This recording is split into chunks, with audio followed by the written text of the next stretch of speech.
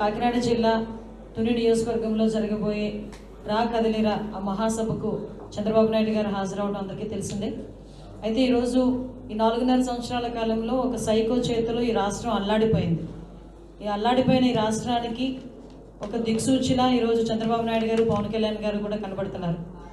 ఈరోజు రాష్ట్రంలోని ఈ అరాచక పాలన పోవాలి అనే ఒకే ఒక నినాదంతో చంద్రబాబు నాయుడు గారు కానీ, గౌరవ పవన్ కళ్యాణ్ గారు కానీ నిర్ణయం తీసుకొని ఈరోజు ప్రజలందరికీ కూడా భరోసా కల్పించడానికి, ప్రజలందరికీ కూడా ఒక నమ్మకం కలిగించడానికి ఈరోజు ఈ మహాసభలను ఏర్పాటు చేయడం జరిగింది. దీనికి ఏ పదాలు, ఏ పేర్లు అయితే తీసుకుంటున్నారో ఆ పేరులోనే ఒక వైబ్రేషన్ ఉంది, ఒక పాజిటివ్ వైబ్ ఉంటుంది.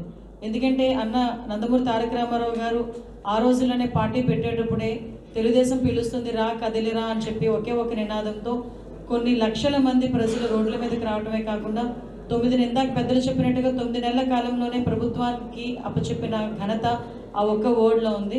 మళ్ళా తిరిగి ఈరోజు ఈ రాష్ట్రాన్ని రక్షించుకోవాలి అనుకునేటప్పుడు డెఫినెట్గా ప్రజలకి ఈ నినాదంతోనే ముందుకెళ్ళాలి అని గౌరవ చంద్రబాబు నాయుడు గారు నిర్ణయం తీసుకొని ఈరోజు ఈ కార్యక్రమానికి నేమ్ పెట్టి ఈరోజు ప్రజల్లోకి రావడం జరుగుతుంది. నిజంగా చాలా శుభపరిణామం కింద భావించాలి.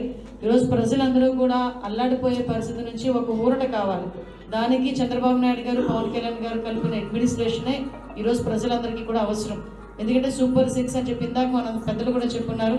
ఈరోజు అన్ని రకాల అఘాయిత్యాలతో పాటు ముఖ్యంగా మహిళలు చాలా ఇబ్బందులు పడే పరిస్థితి. మహిళలు ఎంత ఇబ్బందులు పడుతున్నారంటే రోడ్డు మీద నుంచి బయటకు రావాలన్నా, ఇంట్లో ఉండాలన్నా కూడా రక్షణ లేని పరిస్థితుల్లో ఎవడు ఎప్పుడు వచ్చి ఏ కత్తి పెట్టి పొడుస్తాడా, ఏ చిన్నపిల్లలు మానభంగం చేస్తారా, హత్యలు చేస్తారా, లేకపోతే దాడులు చేస్తారా, ఈ రకంగా భయపడే పరిస్థితి. దీనికి ఎగ్జాంపుల్ ఏంటంటే ఈ 4.5 సంవత్సరాల కాలంలో సుమారుగా 30,000 మందికి పైగా ఆడపిల్లలు కనిపించట్లేదు.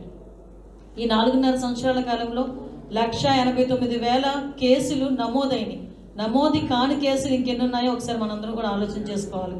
అదేవిధంగా నిత్యావసర వస్తువుల ధరలు పెరిగిపోయి పిల్లలకి ఉద్యోగాలు లేక తల్లిదండ్రులు నిజంగా అల్లాడిపోయే పరిస్థితి ఉంది. వీటన్నిటికీ ఊరట ఒకటే, చంద్రబాబు నాయుడు గారు, పవన్ కళ్యాణ్ గారు ఈరోజు అడ్మినిస్ట్రేషన్లోకి రావటం, అధికారంలోకి రావటం అనేది ఈరోజు మనకి కంపల్సరీ అయింది. ఈ నేపథ్యంలోనే చంద్రబాబు నాయుడు గారు తుని రావటాన్ని ఒక నిజంగా చెప్పాలంటే ఒక మంచి పరిణామం కింద భావించి దీన్ని విజయవంతం చేసుకోవడానికి మేము అందరం కూడా కృషి చేస్తామని తెలియజేస్తాం.